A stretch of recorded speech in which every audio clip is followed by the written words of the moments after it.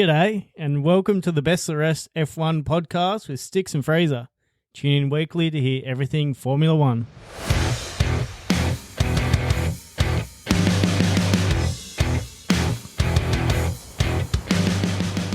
Hello and welcome back to another episode of the Best of the Rest podcast. Why'd you hang on another for so long? Don't know, it just felt natural, mate. Another. It needed it. It needed that extra support. Do you reckon people are going to hang around for another episode?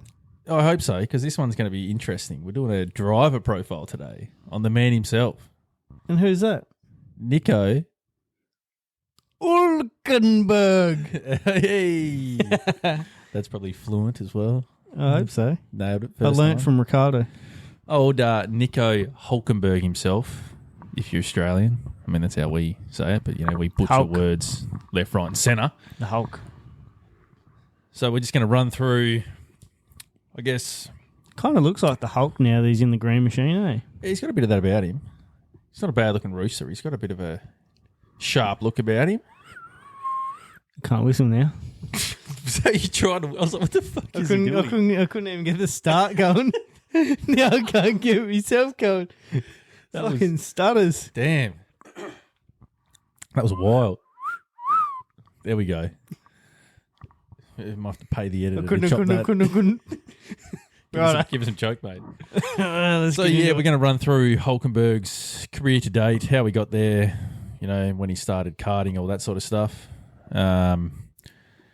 Especially after the last few races that he's had where he's, you know, starting to perform in that tractor. And Yeah, it just kind of makes you wonder what's got him here to this stage and how has he escaped that illustrious podium or win? yeah, what is this man's story? Really? We're about to find out. Let's find it. Right. Well, we'll start off where it all began, where a man Not this in a- again.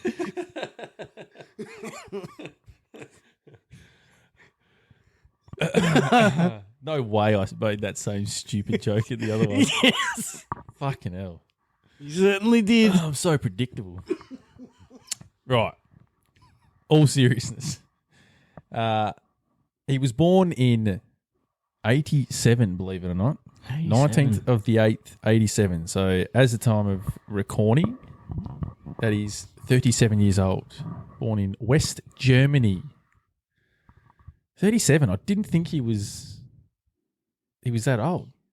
No, still races like he's 27 sometimes. It's like, yeah, he's just maturing and he almost seems to be getting better. But yeah, maybe we might have a... Yeah, well, depending on what we kind of uncover with his earlier career, I'd nearly say he's driving his best now. world champion at 38. Look out. Could be. Audi. So he started competitive karting at age 10. So, yeah, it seems to be a little bit of a common theme. Around that 10-year-old sort of age bracket is when the competitive karting starts. Yep. There doesn't seem to be any information on whether he did karting before that, just sort of, you know, recreationally.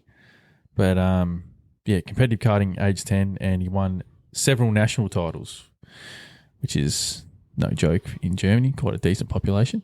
Yeah, you'd think so. That'd be pretty competitive around there, wouldn't it? It'd have to be. I think around his kind of era as well, they were quite a formidable country with racing talent, if those sentences make sense. Yeah, well, had some big names that have come out of there. Yeah. So Yeah, it makes sense. Schumacher. What would The Schumacher... He'd be a few years older than Yeah. Hulkenberg, wouldn't he? He would probably be mid He was to late probably 40s. he was probably in F1 as Hulkenberg was starting to get pretty serious in racing, I would have thought. Yeah, I imagine so. So he jumped over into the junior Formula scene in 2005 when he was aged 17. So, I don't know, that does seem to be a little bit... Is that later or about the standard rate when they jump out of karts and get into something a little bit more serious? It feels like in today's setup, like that's probably getting on a little bit. 'Cause you get a lot of drivers that are like 17 years old in Formula 2. Yeah, well, what's Kimi Antonelli? Was he 17 when he started in Formula 1 or did he hit 18? I think he might have been just 18 or something. Yeah. But yeah, early on. But I think it's changed, I guess, from then. And he won his first championship in that year. Formula BMW ADAC series. ADAC. And so progresses quite quickly from here on until Formula 1. But he won 07, 06, 07, the A1 Grand Prix series. He was representing Germany at the time. In 07, he won Masters of Formula 3. 08, won F3 Euro Series. Progressed to GP2 Series in 09 with ART. Won on debut. It's a bit of a theme here. Win, win, win, win. Yeah. Only third driver to win GP2/F2 title in debut season. The other two names, mate. Have a guess. I don't know. Big names? Big names. Two big names. Two of probably arguably the biggest through the 2010 era in Formula 1. Biggest. Hamilton? Ding. I I'm not believe the sure. other is... Vettel? Nah, close. I think the other one's German. I think. German. 2010s. Rosberg? Yep. No shit. Nailed it, mate. That was pretty good guessing from you. That's so two big names there to be accompanied with the only three drivers at the time to win F2 title on debut, which I think there's probably four now because I think Piastri won on debut, didn't he? There's probably been a couple since, but Yeah, I'm pretty sure he won on... yeah, he must have because he won F3 and F2 consecutively. Same as Bortoletto. so yeah, it's impressive. Mm.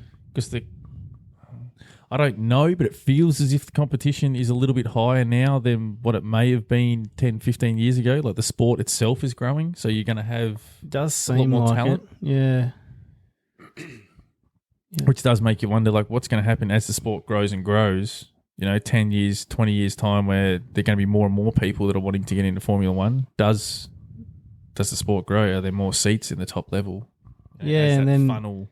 with seat retainage, like with these older drivers still being so good, it makes it hard. Like every time the next driver wins the championship, they can't go back. So it's either by chance there's a seat that opens up in Formula 1 or they take a reserve driver role or move to another sporting category and try something else or hope that sparks some interest to get back to Formula 1. I can see Formula 2 growing as a sport. There's more coverage of that sport, so it becomes almost like, soccer, there's relegations, teams perform poorly, so they get relegated and promotion. There's going to be a little bit more of an eye on the development league, if you will. Well, that'd be interesting to see, actually. Promotion relegation in F1, F2. Don't know how, if something like that did pan out, if it'd just be driver-based or team-based. We could do that could be a whole pod on its own, that. Might have to note that one down. We'll pencil that one in for the brainstorm sessions. Did you want to run us through Formula 1 or did you want me to keep on powering on? Oh, you seem like you got some good stats there. You keep digging.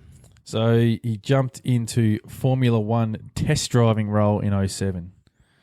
So at the time, he would have been 19 going into the 07 season and turned 20. So he's test driver for 07 to 09. Then he signed with Williams in 2010, which is quite a bit of a wait as a test driver. Like I know there's a lot of drivers on the sidelines now, but those few seasons you'd be quite angsty to get into a full-time seat. Yeah, well, that's 3 seasons just as a test driver before you've even cracked it. I wonder if surely that demon would have to creep into the back of your mind going, oh, you're not going to make it. You're not good enough. Some other young gun's going to come up and, you're 21, 22. You're not going to get a look in.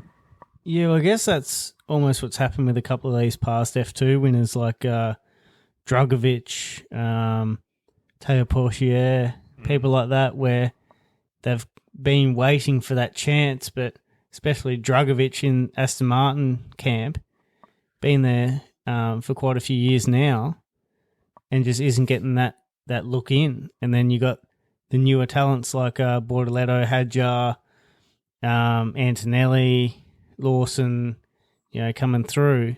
That Behrman, is it going to be someone like that ends up getting that seat? And we've seen Colapinto pinch it off doing a few races into the season. So could it be someone else that's performing quite well in a different category that ends up getting it because of their stats are physically seen? You're seeing how well they're doing each of their race weekends, not just some data from testing and sim sessions. Yeah, you become old news quite quickly, especially if you haven't raced for 3 years in a highly competitive competition. You do become old news. And those drivers that are currently sitting on the sidelines, like the ones you just mentioned, it'd have to sting seeing Antonelli getting this priority treatment from Mercedes and then getting fast-tracked into Formula 2 and then the next year into Formula 1. You'd have to be a little bit of like, that would suck. Yeah, I'd imagine Drugovic would have to be reasonably sour on it. Like, obviously, can't be too upset at the person, but just that Antonelli's got all these opportunities and a path paved for him, whereas Drugovic busted his ass, won the championship, got into Aston Martin as a reserve driver, and then just stagnant and no fault of his own. Maybe it was a different team with different circumstances. He might have had a chance to replace one of the drivers there, but yeah, that's doesn't really seem to be the case out there. All right, jump back over to old Hulky. So he signed in 2010 for Williams, made his F1 debut in Bahrain that season. He had a maiden pole in Brazil, which is impressive. Wow.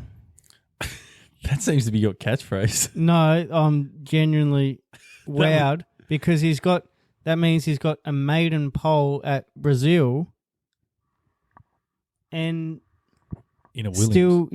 still didn't get a podium or anything from that. So he's started his career quite high with achieving poles like almost instantly.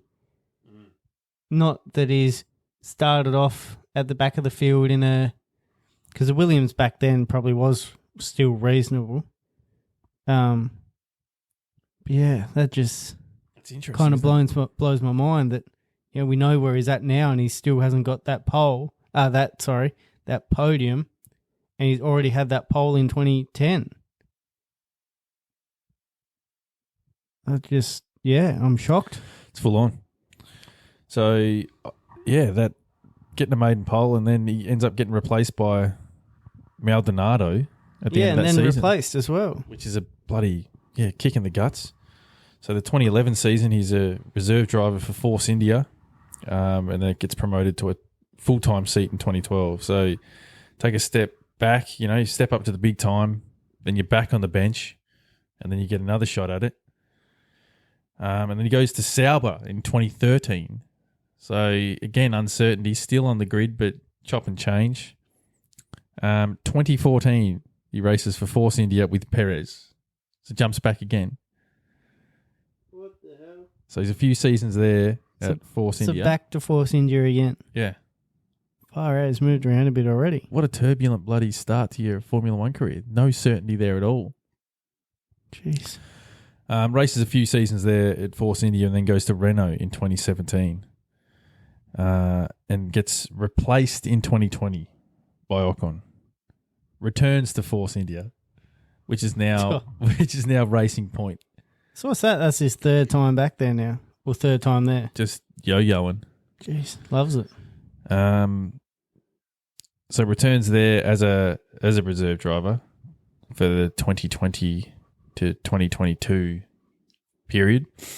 But he did get a few races in that time. He subbed for Perez and Stroll in 3 GPs in 2020, and he subbed for Vettel in 2 in 2022. So at least he got a few races in over that period. But very much a I think he did all right in those races too, from memory. very stop-starty career. Like, just hasn't really had that consistency to get after it. Which said it'd have to be tough as a driver, knowing that, yeah, they're constantly like looking at you, at getting rid of you, or you're the driver that's sort of plugging holes as such. And if you don't perform, then you're the one that's going to be catch up. He got a full-time seat in 2023 with Haas. His teammate was old Magnussen, and they had a little bit of history, Freezer. Oh, suck my balls. What was that? That was like 2017. That sounds about right. 2017 Hungarian Grand Prix. I've got here. That's When, that's an iconic moment. Yeah, Magnussen. What was Magnussen? He must have been in the Haas, and Hulkie was in Renault, and they I think Hulkenberg said something along the lines of most unsportsman. Here he is, the most unsportsman driver in history, or something. And Magnussen turns around and says, "Suck my balls." And then fast forward 6 odd years, and they're teammates at Haas. Yeah, but they actually got on pretty well at Haas by the looks of things. Yeah, both fiery drivers, love having a bit of a dip. And so then Hulkenberg, right, the most up-to-date move in his career is he joined Sauber in 2025 before Sauber is acquired by Audi going into the 2026 Formula One season.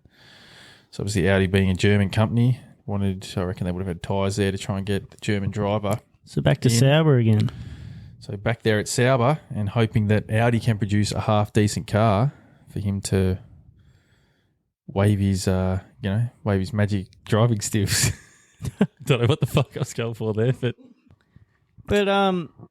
Hulkenberg also had a bit of success away from Formula One in Le Mans, didn't he? 24 hours. Yeah, so his first attempt at 24-hour Le Mans, and he fucking won it. Him and I don't know who else he was racing with, but yeah, that's a crazy stat. How good's that? That's insane. So got here 2015. On a weekend away from his day job, he won the Classic Le Mans 24 hours race for Porsche at the first time of asking. Oh yeah, just a weekend away from his day job. That's impressive. So that would have been in the middle of an F1 season, would it? Yeah, it would have been racing for Force India at the time. Far out. Just dip out and go in Le Mans and come back. What a legend. Imagine just dipping out of Formula One and go and come back, and the boys know you've just gone out and won Le Mans, 24-hour Le Mans. It would be a Verstappen type thing, wouldn't it? Walk in like, hey. Like Verstappen did with the sim racing in the middle of the race weekend. Just middle of the night. Yeah, I've got to win a Grand Prix in 5 hours, but I'm still middle of the night. Yeah, or that 2023 or whatever it was. So yeah, you briefly mentioned on this stat earlier, Freezer, but he has the most F1 career starts without a podium and without a win, which is a crazy stat considering some of the drives he's put in. And I hope to see that change next season, maybe this season, but unlikely. But next season or the next few seasons with Audi. Yeah, well, I really do hope that they can put a competitive car together, and I'd love to see him on the podium or a win or both. Like, I honestly think he deserves it. He's one of the most down-to-earth, just genuine blokes getting around on the grid. When him and Ricciardo were teammates, that was iconic. They were hilarious. Fantastic. But, yeah, I'd love to see. He just seems like just a great guy and fantastic driver.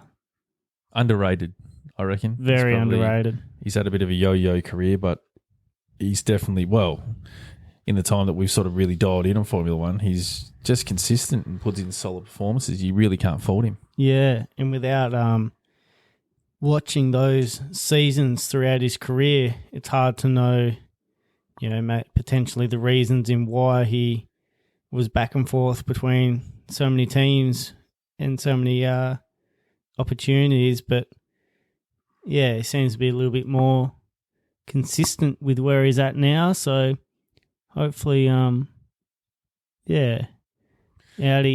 can bring him something competitive. Yeah, let's see. Fingers crossed. And that's all we've got for the driver profile on Nico Hülkenberg. So with that said, we'll box. Righto, time to retire today's episode. If you've enjoyed it, hit like, follow, share, subscribe, leave us a comment or a 5-star review. We'll catch you on the next one. See ya. Bye. Oh, look at this.